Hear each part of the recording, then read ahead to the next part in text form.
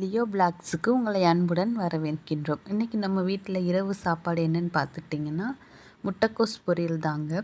என் பாப்பா பூரண கொழுக்கட்டை பண்ணியிருந்தாங்கங்க. அதையும் அப்படியே இலையில வச்சுக்கலாம்.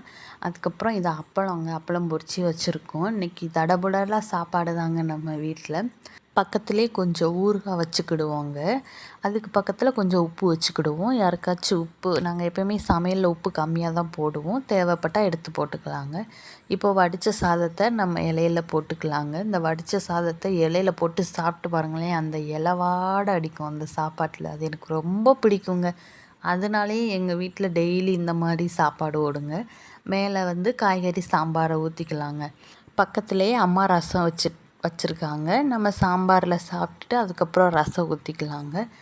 இந்த பக்கம் பார்த்திங்கன்னா பாயாசம் இருக்குங்க. நம்ம எல்லாம் சாப்பிட்டு முடிச்சதுக்கப்புறம் கடைசியாக நல்ல பாயாசத்தில் அப்பளத்தெல்லாம் நொறுக்கி போட்டு சாப்பிடுவோங்க. நீங்களும் சாப்பிட வாங்க.